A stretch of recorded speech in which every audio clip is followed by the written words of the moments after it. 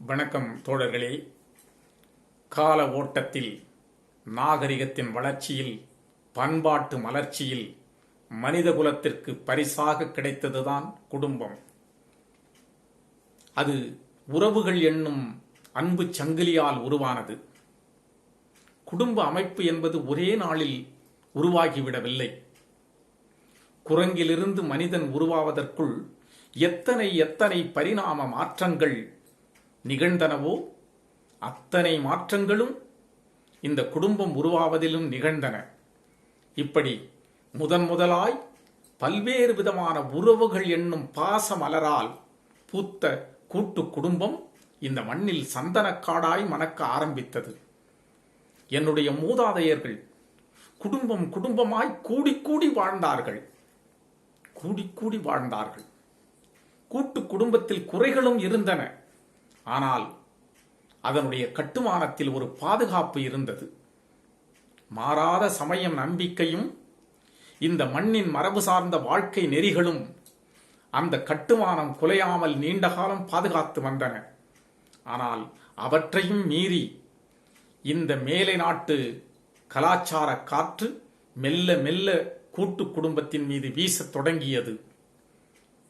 நுகர்பொருள் கலாச்சாரம் மனிதர்களை முழுவதுமாய் வளைத்து முற்றுகையிட்டது. தனி மனித சுகபோகம் ஒன்று மட்டுமே வாழ்வின் நோக்கம் என்ற மனித மனோபாவம் உருவாக ஆரம்பித்தது. விளைவு, மனிதர்களும் நாய், பூனை, ஆடு, மாடு, கோழி என்று விலங்குகளும் பறவைகளுமாய் சேர்ந்து வாழ்ந்த பாசமிக்க கூட்டு குடும்பம் இன்று நிர்மூலமாக நிற்கிறது. பரம்பரையாய் பேணி பாதுகாத்து வந்த கூட்டு குடும்பம் என்ற மாளிகை சிதைந்து இன்று தனி குடும்பம் உருவானது.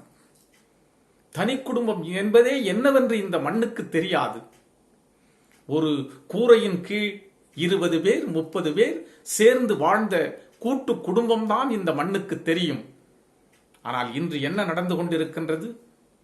திருமணமாகி கணவன் மனைவி என்று ஆன மறுகணமே குறைந்த சுமை அதிக சுகம் என்கின்ற ரயில் பயணம் போல் வாழ்க்கை பயணம் மாறிவிட்டது. பெற்றவர்களும் முதுமை நிறைந்த மற்றவர்களும் கழற்றி எறியப்பட்டார்கள் வேண்டாத சுமைகளாக எண்ணி. என் தாத்தா பாட்டி காலத்தில் இருந்த கூட்டு குடும்பமும் என் தந்தை காலத்தில் உருவான தனி குடும்பமும் தகர்ந்து போய் இன்று ஒவ்வொருவனும் தனித்தனி மனிதனாகவே வாழ விரும்புகிறான்.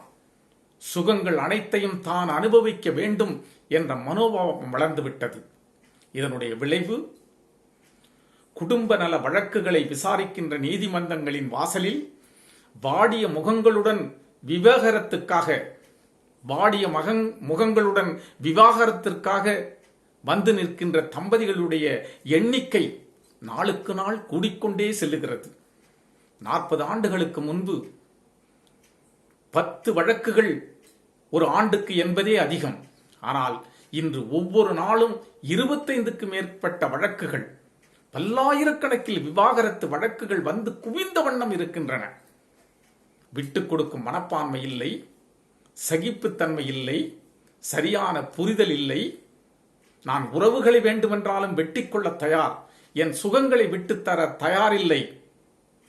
சக உயிராக நேசிக்க வேண்டிய மனைவிக்கே என்னால் விட்டுக் கொடுக்க முடியவில்லை எனும் பொழுது வேறு எவருக்கடா என்னால் விட்டுக் கொடுக்க முடியும் என்ற எண்ணம் வளர்ந்த பிறகு குடும்ப கட்டுமானம் குலையத்தானே செய்யும்.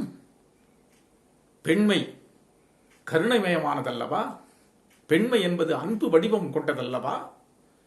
திருவிக்கா சொல்லுகிறார், ஒரு பெண்ணுக்கு 3 நிலைகள் உண்டு: பெண்மை, தாய்மை, இறைமை. ஒரு பெண் பெண்ணாகவே இருந்து விட முடியாது. அவள் அடுத்த நிலையான பருவமெய்த வேண்டும். அதன் பிறகு திருமண உறவில் கலந்து ஒரு பிள்ளைக்கு தாயாகி 2வது நிலையான தாய்மை என்ற நிலையை அடைய வேண்டும். அவர் சொல்லுகிறார், தாய்மை அடைந்த மறுகணமே அவள் இறைமை என்ற நிலைக்கு சென்று விடுகிறாள் என்று பெண்ணின் பெருமையை மிக பெருமையாக பேசுகிறார் திருவிக்கா. ஆனால் இன்று I don't want to marry anybody. I want to be free என்று நுனிநாக்கில் ஆங்கிலம் பேசுகின்ற பெண்களை பார்க்கிறோம். ஒரு ஆணின் துணையின்றி பெண்ணும் பெண்ணின் துணையின்றி ஆணும் வாழ்வது என்பது இயற்கைக்கு முரணானது அல்லவா? ஒன்று மட்டுமே போதுமென்றால் இறைவனுடைய படைப்பில் இரண்டு எதற்கு? இரண்டின் இணைப்பில் உருவாவதுதானே ஒன்று. பெண்களின் இந்த மனோபாவம் தொடர்ந்தால் எதிர்காலத்தில் குடும்ப அமைப்பு என்ன ஆகும்? யோசித்து பாருங்கள். அது மட்டுமா? பாலியல் தவறுகள்தான் இன்று பல குடும்பங்களை பாழாக்குகின்றன. பறவைகளிடம் இருக்கக்கூடிய வாழ்க்கை ஒழுக்கம் இன்று மனிதர்கள் பலரிடத்தில் இல்லை. ஒரு புறா, அது தன் துணையை தவிர வேறு எதையும் நாடாது. இலினோயிஸ் என்கின்ற கிளி தன்னுடைய துணை கிளி இறந்த பிறகு தானும் இறந்துவிடும். கோல்டன் ஈகிள் பறவை வேறு எதையும் நாடாது தன்னுடைய துணையோடு மட்டுமே 100 ஆண்டு காலம் வாழும். வீட்டு ஈ ஒரு சமயம் அழுகிய புண்ணின் மீதும் மறுசமயம் இறைவனுக்கு படைக்கப்பட்ட நிவேதன பொருள்கள் மீதும் அமரும். ஆனால் தாமரையில் தேன் குடிக்கும் வண்டு அதை தவிர வேறு எதையும் நாடாது என்று பரமஹம்சர் கூறுகிறார். ஆணும் பெண்ணும் வீட்டு ஈக்களாக இல்லாத வரை குடும்பத்தில் எந்த விதமான குழப்பமும் இல்லை. இன்றைய நிலை என்ன? பொருள் தேட்டம், இன்ப நாட்டம் என்ற 2 தண்டவாளத்தில் மட்டுமே வாழ்க்கை பயணம் ஓடிக்கொண்டிருக்கின்றது. அதனால் பணம் பணம் என்று பணத்திற்கு பின்னாலே பல்லிழுத்து செல்லுகின்ற சமூகமாக இது மாறிவிட்டது. இல்லம் என்பது இன்பத்தை மறுதலிப்பதற்கான இடம் இல்லை. வாழ்க்கை இன்பத்திற்காக வளர்த்தெடுக்கப்பட்டதுதான் குடும்பம். அந்த இன்பத்தை அடைய வேண்டுமென்றால் பணம் ஒரு பாதை என்பது உண்மைதான். ஆனால் அன்று ஆசைகள் குறைவாக இருந்தது. அதனால் தேவைகளும் குறைவாக இருந்தது. தேவைகள் குறைவாக இருந்த பொழுது குடும்ப ஊதியம் குறைவாக இருந்த பொழுதும் வாழ்க்கை நிறைவாக இருந்தது. ஆனால் இன்று எல்லா சுகங்களையும் விலைக்கு வாங்கிவிட வேண்டும் என்கின்ற ஆசை வெறியாகவே மாறிவிட்டது. ஒவ்வொரு குடும்பமும் பணம் தேடுவது ஒன்றையே தன்னுடைய முழுநேர பணியாக மாற்றிக்கொண்டது. ஒவ்வொருடைய மனிதர்களிடமும் கனவுகள் ஏராளம். சொந்த வீடு, சுகமான வாகனங்கள், கம்ப்யூட்டர் கருவிகள், மின்னணு சாதனங்கள், வண்ண தொலைக்காட்சி, குளிர்சாதன பெட்டி, விதவிதமாய் ஆடைகள், வகை வகையாய் அணிகலன்கள், வங்கிகளிலே வளரும் பணம் என்று இடைவிடாத தேடலில் வாழ்க்கை எந்திரமயமாக மாறிவிட்டது. வாழ்க்கை எந்திரமயமாக மாறிவிட்டது. குடிசைகளில் அடிப்படை வசதிக்கும் வாய்ப்பில்லை.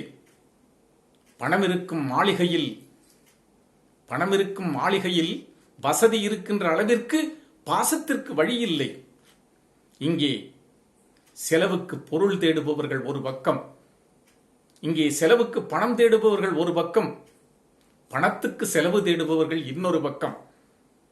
இந்த இரண்டுக்கும் நடுவிலே நடுத்தர வர்க்கம் நாடு கடந்தாவது காசு சேர்த்து விட வேண்டும் என்ற கனவுகளிலே மிதந்து கொண்டிருக்கிறது. இந்த நிலை இப்படியே சென்று கொண்டிருந்தால் இந்த குடும்ப அமைப்புகள் என்ன ஆகும்? யோசித்து பாருங்கள், யோசித்து பாருங்கள். பாசம் இருக்க வேண்டிய இதயத்தில் பணம் என்ற சிந்தனையும், அன்பு இருக்க வேண்டிய எண்ணத்தில் ஆசைகள் என்ற அந்த போதையும் வந்து சேர்ந்து விட்ட காரணத்தினால் இந்த சமூகம் அமைதியில்லாமல் எழுந்து கொண்டிருக்கிறது. வாழ்க்கையின் மேலான விழுமங்கள் மீது இருந்த பிடிப்பும் பற்றும் நம்மிடமிருந்து பறிபோய்விட்டன. இப்படி குடும்ப அமைப்புகள் கொஞ்சம் கொஞ்சமாக சிதறிக்கொண்டே சென்றால் என்ன நடக்கும்? உலகம் உறவுகள் அற்று போகும்.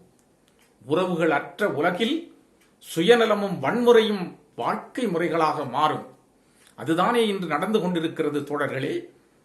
காலை கண் விழித்தது முதல் இரவு உறங்கச் செல்லுகின்ற வரை இந்த ஊடகங்களிலும் இந்த செய்தித்தாள்களிலும் நம்முடைய நேரடி காட்சிகளிலும் இந்த மண் வன்முறை காடாக வல்லவா மாறிக்கொண்டிருக்கிறது. இதை தினம் நாம் பார்த்து கொண்டிருக்கிறோம் அல்லவா? இந்த நிலை மாற வேண்டாமா? மீண்டும் இந்த மனிதர்களிடையே அன்பு மலர வேண்டாமா? ஆறறிவு உள்ள இந்த மனிதனுடைய அன்பை மீட்டெடுப்பதற்காக ஐந்தறிவுள்ள விலங்குகளின் காதல் வாழ்க்கையை காட்சிப்படுத்துகிறது சங்க இலக்கியம்.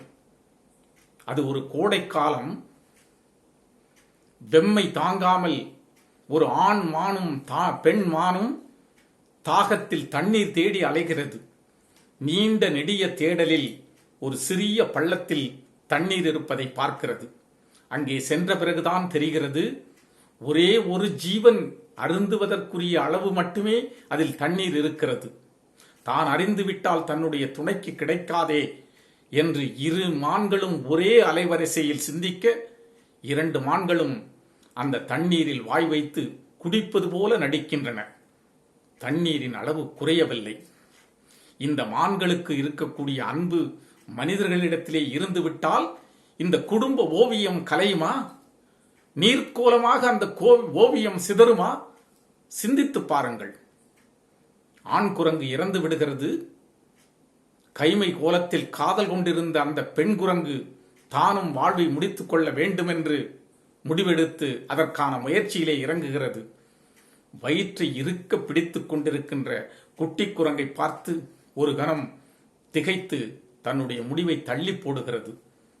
தாயின் துணையில்லாமல் மரக்கிளைகளில் தாவுகின்ற அந்த தனி சக்தியை அந்த குட்டி குரங்கு பெற்ற பிறகு மலை மீதிலிருந்து விழுந்து அந்த பெண் குரங்கும் இறந்து விடுகிறது. ஒரு மானுக்கும் குரங்குக்கும் இருக்கக்கூடிய அன்பு இந்த ஆணுக்கும் பெண்ணுக்கும் ஏன் இல்லாமல் போனது? அது வர வேண்டாமா? யோசித்து பாருங்கள். எனவே அருமை தோழர்களே, ஒன்றை சிந்தியுங்கள். விட்டு கொடுத்தலும் சகிப்புத்தன்மையும் அடுத்தவர் மீது நேசமும் உறவுகளுக்கு உதவி செய்கின்ற உண்மையான பாசமும் ஒருவருக்கு ஒருவர் கசிந்து உருகுகின்ற உண்மையான அன்பும் ஒவ்வொரு இதயங்களிலும் பாறையாக இறுகிவிடுமானால், ஒவ்வொரு மனித வாழ்வின் இதயத்திலும் பாறையாக இந்த அன்பும் பாசமும் விட்டுக் கொடுத்தலும் தகைப்புத்தன்மையும் இருந்து விடுமானால், வைரமுத்து சொன்னது போல வாழ்வு நூறானந்தம், வாழ்வே பேரானந்தம். இதை நாம் புரிந்து கொள்வோம். இந்த குடும்ப அமைப்பை காப்போம். நல்ல மனமகிழ்ச்சி உள்ள வாழ்க்கையை நாம் பேணுவோம். அன்போடு இருப்போம் தோழர்களே. இந்த நேரத்தில் மீண்டும் ஒரே ஒரு வேண்டுகோளை மட்டும் உங்களிடம் நான் வைத்துக் கொள்ளுகின்றேன். அருமை தோழர்களே, என்னுடைய இந்த உரையானது இதுகாரும் கடந்த காலங்களில் நான் செய்த உரையாக இருந்தாலும் சரி, இன்றைய உரையாக இருந்தாலும் சரி, உங்களுக்கு பிடித்திருக்குமே ஆனால் நீங்கள் உங்கள் விரலழுத்தி சப்ஸ்கிரைப் செய்யுமாறு நான் கேட்டுக்கொள்ளுகிறேன். காரணம் என்னவென்றால், கிட்டத்தட்ட 7-8 முறை நான் பேசிவிட்டேன். இந்த சப்ஸ்கிரிப்ஷன் என்பது 217 என்று நங்கூரம் போட்டது போல் நகராமலேயே நிற்கிறது. உங்கள் கரங்கள் மூலம் அதை கொஞ்சம் நகர்த்துவதற்கு நீங்கள் உதவுவீர்கள் என்ற நம்பிக்கையோடு வாழ்க வளர்க வாழ்க வளமுடன் என்று கூறி விடைபெறுகிறேன். அன்பு வணக்கம். நன்றி.